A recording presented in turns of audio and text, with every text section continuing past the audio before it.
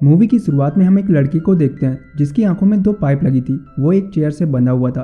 तभी वहां पर एक आवाज आती है कि तुम अस्पताल में अपना काम बहुत अच्छे से करते हो, लेकिन तुम्हारे अंदर एक खामी है कि तुम एक चोर हो और ये बुराई तुम्हारे अंदर से निकालनी होगी। वो लड़का बोलता है कि प्लीज मुझे यहाँ से जाने दो। वहां पर फिर से आवाज आती है कि अगर तुम यहाँ से जाना चाहते हो तो अपने चेयर में लगे डायलर को 5 बार घुमाओ और इस काम को करने के लिए तुम्हारे पास बस 60 सेकंड है। वो लड़का जल्दी से उस डायलर को घुमाता है, जिसके बाद उसकी एक उंगली पूरी तरह से खिंच जाती है। उसको बहुत दर्द होता है, लेकिन वो फिर से डायलर को घुमाता है। इस बार उसकी दूसरी उंगली भी खिंच जाती है। उसकी हालत बहुत खराब होती है, लेकिन वो तीसरी बार भी डायलर को घुमाता है और उसकी तीसरी उंगली का हाल वैसा ही होता है। लेकिन अब 60 सेकंड भी कंप्लीट हो चुके थे और वो दिए गए टास्क को कंप्लीट नहीं कर पाता है। जिसके बाद उस पाइप से एक मशीन आती है और वो उसकी आंखों को निकाल लेती है। अब इसके बाद सीन शिफ्ट होता है और हम एक जॉन नाम के आदमी को मशीन से निकलते हुए देखते हैं। इसको स्टेज 4 कैंसर है। डॉक्टर बताते हैं कि तुम्हारे पास बस 1 महीना है। अब जॉन अस्पताल से निकल ही रहा होता है, तभी वो गेट के पास खड़ा होता है। वहाँ पर एक लड़का पेशेंट की कुछ सामान को चोरी कर रहा होता है। तभी हमें वो सीन दिखाया जाता है जो हमने मूवी की शुरुआत में देखा था और जॉन ये सब चीज़ें अपने दिमाग में सोच रहा था। वो लड़का जॉन को देख लेता है, जिसके बाद वो सामान वहीं पर रखकर चला जाता है। अब जॉन कई तरह की मेडिटेशन थेरेपी लेता है, जहाँ पर कई लोग अपने कैंसर के बारे में बता रहे थे। वहाँ पर एक आदमी हेनरी होता है जिसको पैनक्रियाटिक स्टेज 4 कैंसर है। वो कहता है कि मैं आखिरी दम तक इससे लड़ूंगा। अब वो सब वहाँ से निकल जाते हैं। तभी कुछ दिनों के बाद जॉन अपने घर से बाहर निकलता है और वो हेनरी को देखता है जिसको पैनक्रियाटिक स्टेज 4 कैंसर था। वो बिल्कुल ठीक हो गया था। जॉन उससे पूछता है कि ये कैसे हुआ, जिस पर वो उसे एक डॉक्टर के बारे में बताता है और कहता है कि इनके काम को गवर्नमेंट से ऑथराइजेशन नहीं मिला है, क्योंकि ये ट्रीटमेंट में कई तरह के ड्रग्स यूज करते हैं। हेनरी बताता है कि इनके इलाज में सर्जरी भी इन्वॉल्व है। हेनरी जॉन को अपना ऑपरेशन भी दिखाता है। जॉन उसको पूछता है कि वो उनको कांटेक्ट कैसे कर सकता है, जिसके बाद वो उसे एक साइट का लिंक देता है। घर आके जॉन डॉक्टर के बारे में सर्च करता है और उस लिंक को खोलता है। उसमें डॉक्टर की बेटी सिसिलिया पीटरसन थी। जॉन उसे अपनी इलनेस के बारे में मेल करता है। जब एक दिन वो सो रहा था, उसके पास डॉक्टर की बेटी कॉल करती है और कहती है कि हमारे पास अभी स्पॉट खाली नहीं है।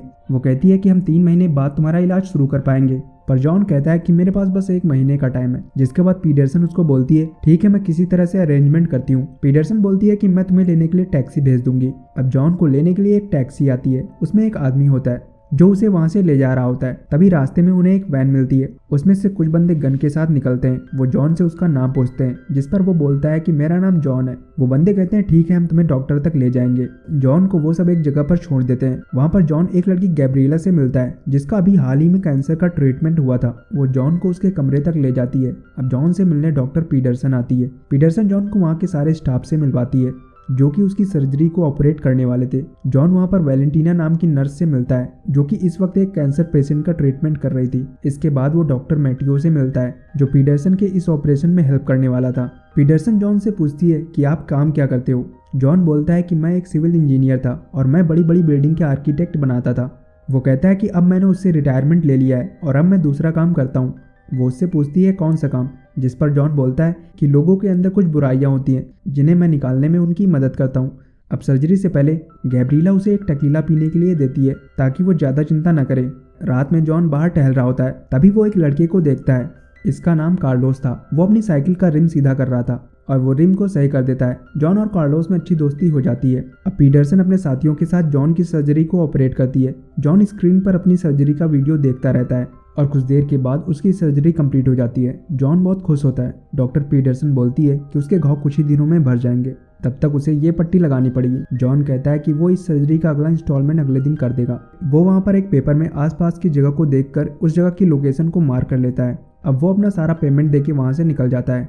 घर आके जॉन को डॉक्टर पीटरसन और उसके साथियों को थैंक्स बोलने का मन करता है और वो गैब्रिएला के लिए वाइन की बोतल लेके फिर से उसी लोकेशन पर पहुंचता है। लेकिन अब जब वो वहां पर जाता है तो वहां पर कोई नहीं होता। सारा सामान इधर उधर बिखरा था। वो सर्जरी वाले रूम में जाता है और जब वो स्क्रीन ऑन करता है तो उसे पता चलता है कि ये उसकी सर्जरी का वीडियो नहीं था, बल्कि ये वीडियो उसमें पहले से ही रिकॉर्डेड था।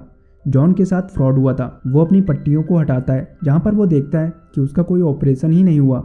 अब जॉन बहुत गुस्से में होता है। सबसे पहले वो टैक्सी ड्राइवर को किडनैप करता है और उसके हाथ में नुकीली रॉड को बांध देता है। साथ में वो उसके हाथ में एक टाइम बॉम्ब भी लगा देता है। टैक्सी ड्राइवर अपनी रस्सियों को किसी तरह से काट लेता है, लेकिन जैसे ही उसकी रस्सियां कटती हैं, बॉम्ब का टाइमर स्टार्ट हो जाता है। जॉन उसको बोलता है कि अगर तुम यहाँ से निकलना चाहते हो तो तुम्हें अपने हाथ से वो बॉम्ब को अलग करना पड़ेगा।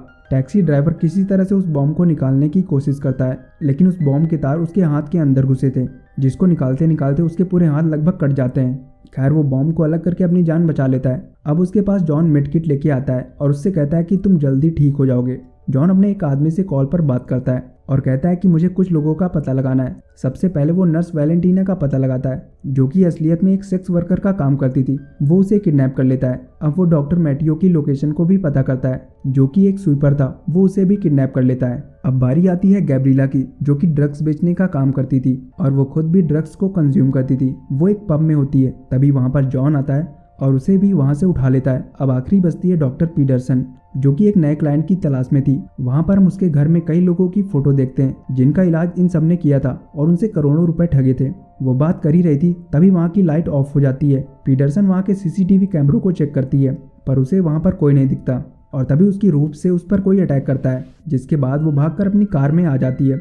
जब वो कार ड्राइव करने जा रही थी, उसके सामने एक लड़की होती है। पीटरसन उससे पूछती है कि तुम कौन हो। तभी उसके पीछे सीट से जॉन आता है और कहता है कि ये मेरी असिस्टेंट अमांडा है। जॉन पीटरसन को बेहोशी वाला इंजेक्शन लगा देता है। अब हमें यहाँ पर पता चलता है कि अमांडा ने ही पीटरसन और उसके साथियों को किडनैप किया था। जॉन उन सबको उसी जगह पर लाता है जहाँ पर उन सब ने उसका ऑपरेशन किया था। वहाँ पर जॉन अमांडा के साथ आता है। पीटरसन जॉन से बोलती है कि मैंने तुम्हारी मदद करी है और तुम हमें यहाँ पर क्यों लाए हो। जॉन बोलता है कि वो गेम खत्म हो चुका है और अब नया गेम स्टार्ट होने जा रहा है।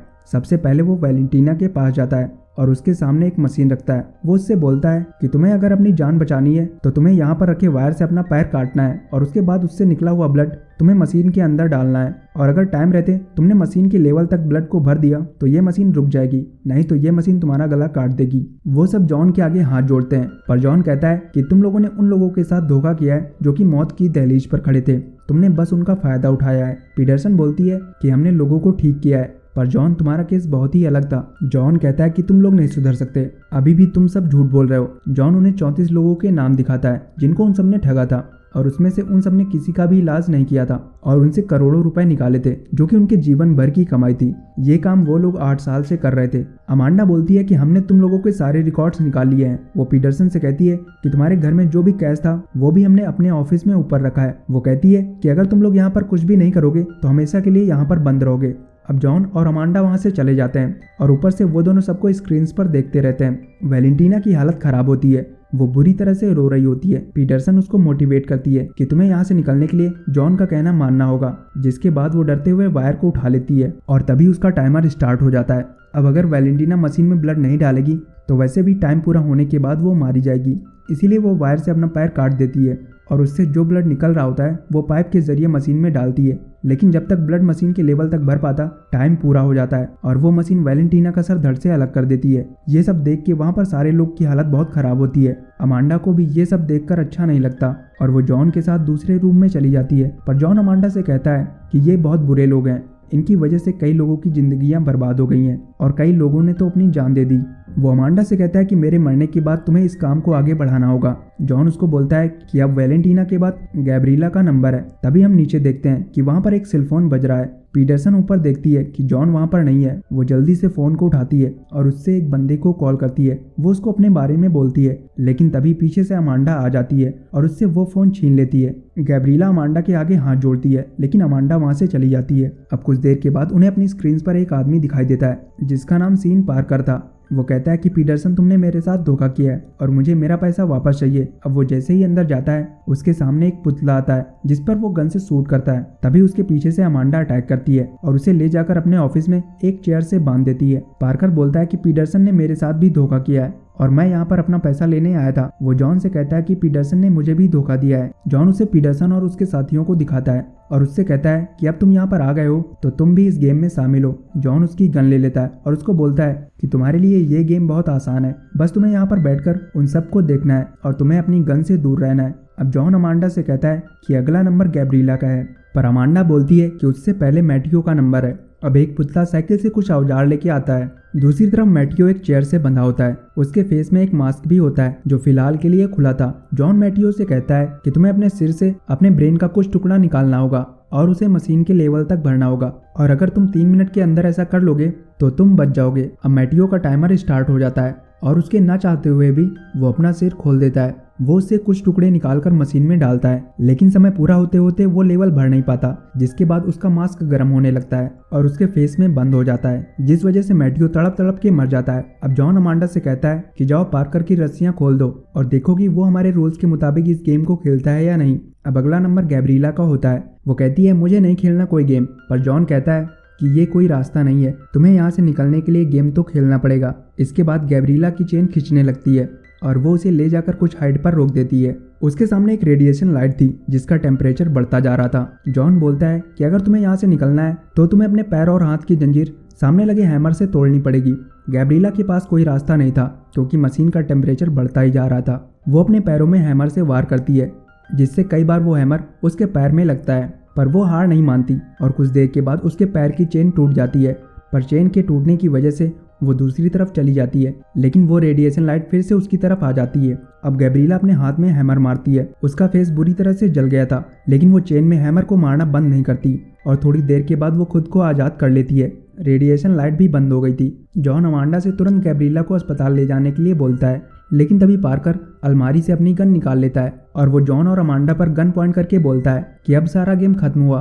वो अमांडा और जॉन को नीचे बेसमेंट में ले जाता है और यहाँ पर हमें पता चलता है कि पार्कर कोई पेशेंट नहीं था, बल्कि वो पीटरसन के साथ मिला हुआ था। पार्कर अमांडा से पीटरसन को फ्री करवाता है और वो जॉन को लॉक कर देता है। जॉन बोलता है कि गैब्रिएला अपना गेम जीत चुकी है, उसे हमें अस्पताल ले जाना चाहिए, पर पीटरसन बोलती है इसकी कोई ज़रूरत नहीं, कोई भी कहीं नहीं जाएगा, अब नया गेम स्टार्ट होगा। जिसके बाद वो गैब्रिएला की नेक पर अपने पैर को रख देती है और उसे जान से मार देती है। अमांडा गैब्रिएला को देखकर बहुत रोती है। वो कहती है कि तुम अपने दोस्तों को क्यों मार रही हो। पीटरसन बोलती है कि ये कोई मेरे दोस्त नहीं थे, ये बस लूजर्स थे, और जब ये मर रहे थे तब मैं सोच रही थी कि पैसे का एक हिस्सेदार कम हो रहा है। जॉन बोलता है कि फिर भी तुम्हें पैसे लेने के लिए ऊपर मेरे ऑफिस में जाना होगा। अब पार्कर अमांडा को भी लॉक कर देता है। अमांडा पार्कर से बोलती है कि पीटरसन तुम्हें भी पैसे नहीं देगी और तुम्हें मार देगी। जॉन भी कहता है मेरा विश्वास करो, ये तुम्हारा चेहरा जला देगी। तभी वहाँ पर सब लोग बाहर कार्लोस को देखते हैं, जिसके साइकिल का पहिया जॉन ने ठीक किया था। वो दीवार पर फुटबॉल मार रहा था। अमांडा जॉन से पूछती है कि ये कौन है, जिस पर जॉन बोलता है कि ये हमारा दोस्त है। पीटरसन बाहर जाती है और कार्लोस को ले आती है। अब अगली मशीन 2 लोगों के लिए थी, जिसमें वो एक तरफ जॉन को बांधते हैं और दूसरी तरफ कार्लोस को बांधते हैं। जॉन पीटरसन के आगे हाथ जोड़ता है कि कार्लोस को यहाँ से जाने दो, वो इस गेम का हिस्सा नहीं है, लेकिन पीटरसन नहीं सुनती और मशीन को ऑन कर देती है। इस मशीन में ऊपर से ब्लड निकल रहा था और उस मशीन में दोनों तरफ एक लीवर लगा था, जिसको खींचने पर दूसरी तरफ ब्लड गिरना बंद हो जाता था और जो लीवर खींचता था उसके फेस पर ब्लड गिरने लगता था। सबसे पहले जॉन की तरफ ब्लड गिरना स्टार्ट होता है और वो सांस ना ले पाने की वजह से तड़पने लगता है, पर कार्लोस लीवर खींच लेता है, जिसके बाद जॉन पर ब्लड गिरना बंद हो जाता है और अब कार्लोस पर ब्लड गिरने लगता है। कार्लोस की बहादुरी देखकर सब हैरान होते हैं। अब जॉन फिर से अपना लीवर खींच लेता है ताकि कार्लोस को ज़्यादा प्रॉब्लम ना हो और फिर से जॉन पर ब्लड गिरने लगता है। अब कुछ देर के बाद कार्लोस फिर से लीवर को खींचने लगता है, लेकिन जॉन अपना लीवर नहीं छोड़ता, जिसकी वजह से कार्लोस अपना लीवर नहीं खींच पाता। ये सब पार्कर से नहीं देखा जाता। जिसके बाद वो जॉन के ऑफिस में पैसे लेने के लिए निकल जाता है। उसके पीछे पीछे पीटरसन भी आती है।